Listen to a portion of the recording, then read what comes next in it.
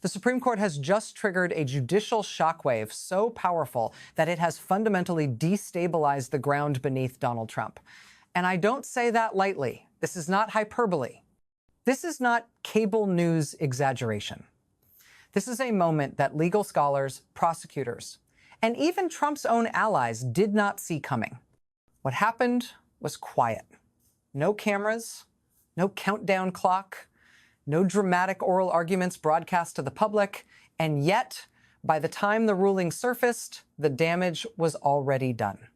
Donald Trump, the former president of the United States, was suddenly facing a legal reality far more dangerous than anything we thought we were watching. Before we walk through exactly what the Supreme Court did and why Trump's legal team is reportedly scrambling pause for just a moment, subscribe to the channel, turn on notifications, and hit the like button, because what we are about to discuss is not just another legal setback. This is a structural shift. And the next 72 hours may determine everything. Here's the core of what happened. In a decision that legal historians are already describing as extraordinary, the Supreme Court ordered Donald Trump to immediately hand over financial records, internal business communications, and sensitive documents that were previously hidden from public view.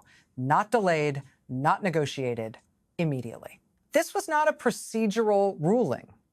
This was not a narrow technical decision. This was the Supreme Court stepping in and forcing the disclosure of material tied to a grand jury investigation that had been operating entirely under seal for more than a year. Let that sink in.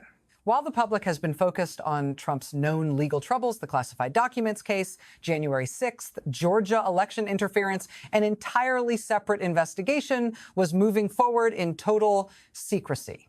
Trump was fighting it, his lawyers were filing motions, courts were ruling, and none of it was visible to the public. Until now.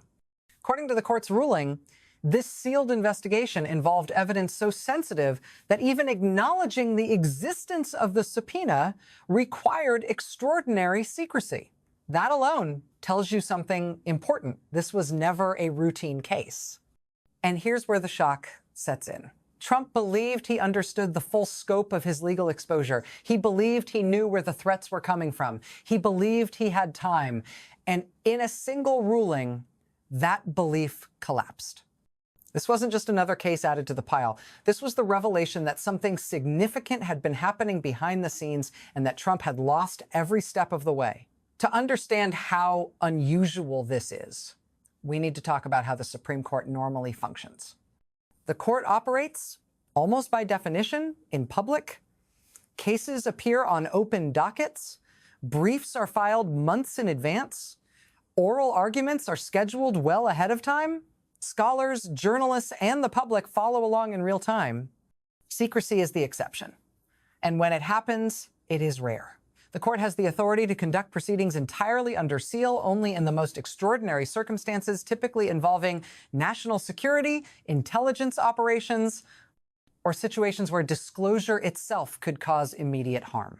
According to the ruling released on December 7th, that is exactly what happened here.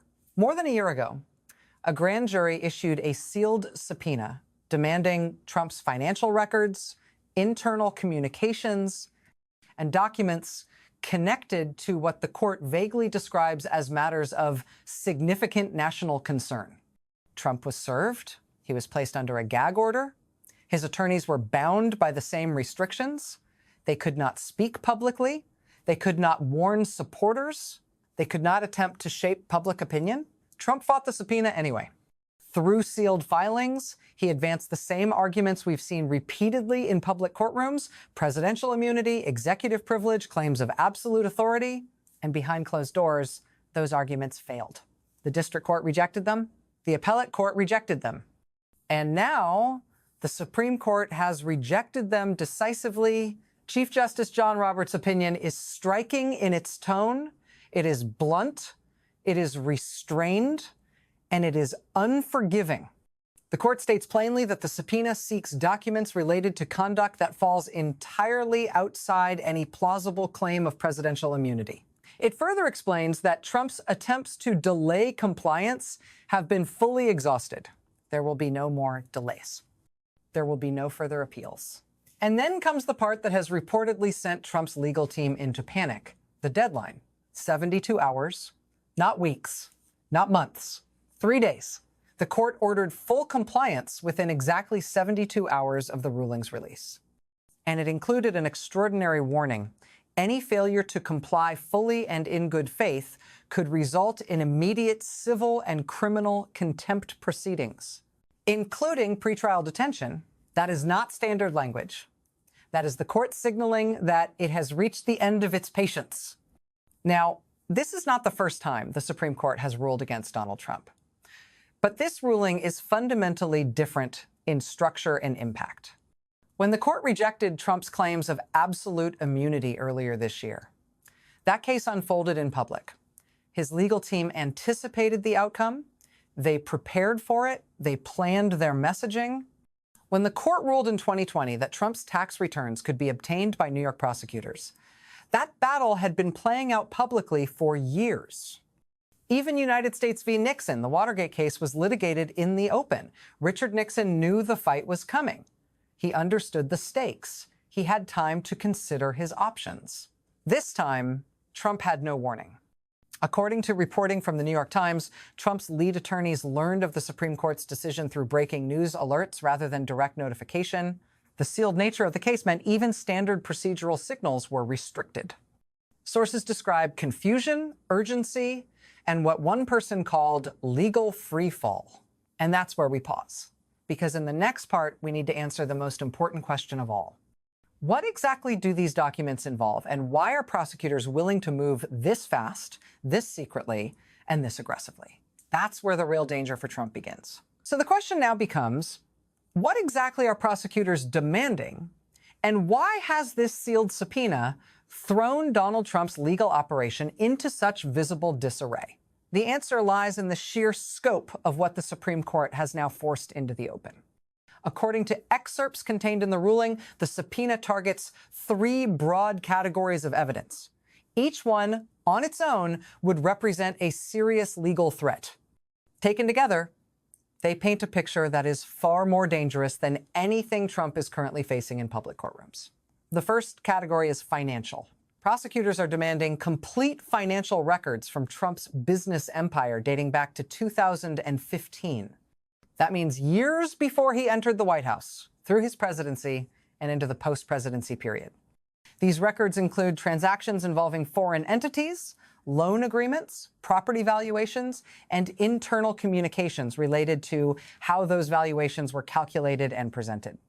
This matters because Trump's financial history has long been surrounded by allegations of inflated asset values, opaque foreign funding, and inconsistent reporting. Until now, much of that has lived in the realm of civil litigation and journalistic investigation. What this subpoena suggests is something different. This is criminal territory. Legal analysts point out that prosecutors do not demand this level of financial documentation unless they are looking for patterns, not isolated incidents, patterns of behavior, patterns of misrepresentation, patterns of financial conduct that may cross into fraud, money laundering, or violations of federal law. And then there is the second category, communications with foreign nationals. The court's opinion makes clear that prosecutors are seeking communications between Trump and specific foreign individuals whose identities remain redacted. The reason given for those redactions is national security. That is not routine language. It implies that these individuals may be connected to foreign governments, intelligence services, or ongoing counterintelligence investigations. This immediately raises alarms.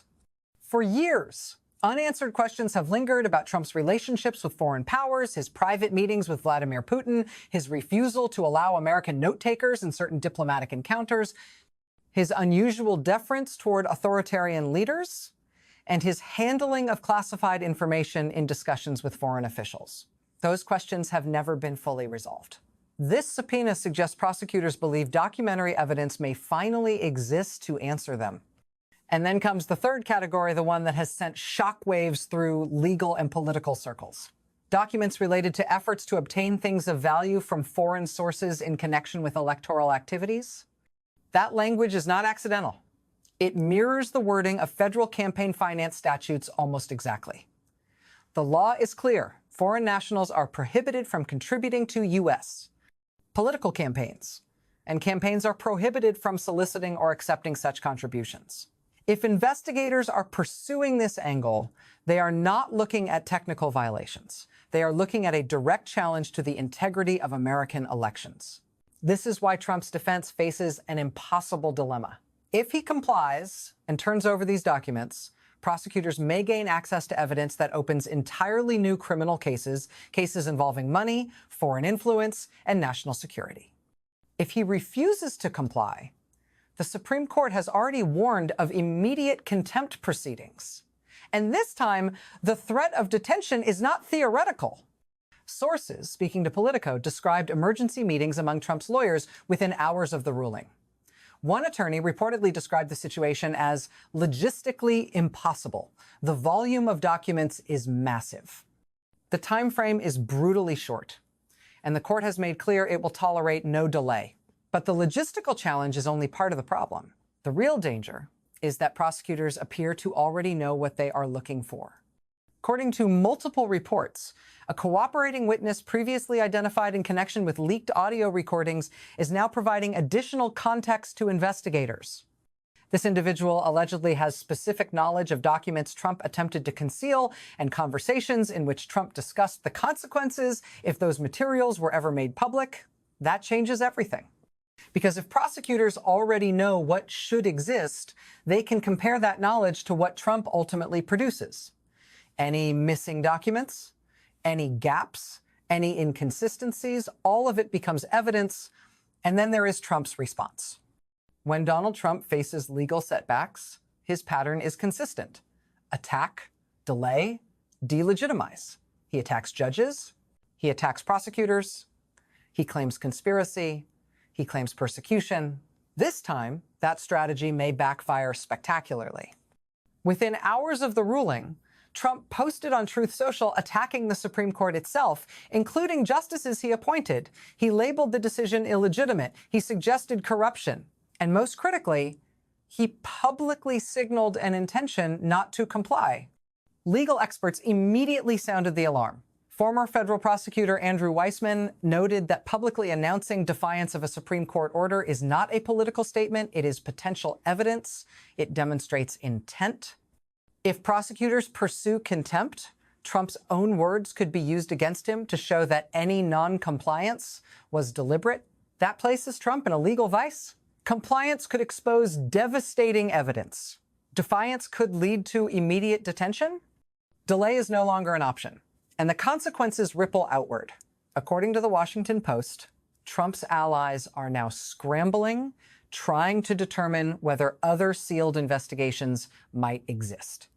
If one confidential grand jury proceeding could reach the Supreme Court without public awareness, what else might be unfolding?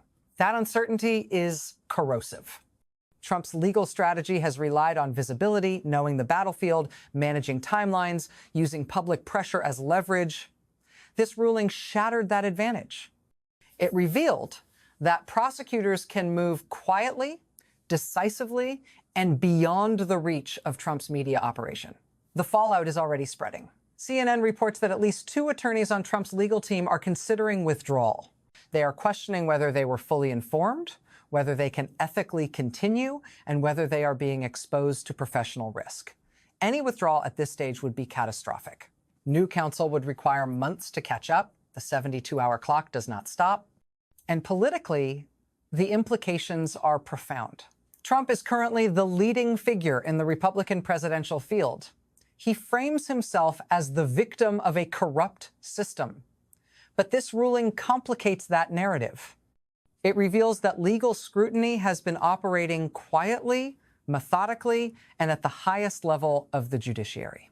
Some supporters will see persecution. Others may begin asking a dangerous question: what is so damaging that Trump fought for over a year to keep it hidden? Legal scholars are already comparing this moment to United States v. Nixon. But in some ways, this may be more destabilizing. Nixon knew what the tapes contained. Trump now faces the prospect that prosecutors may know more than he does. And that brings us to where we are right now.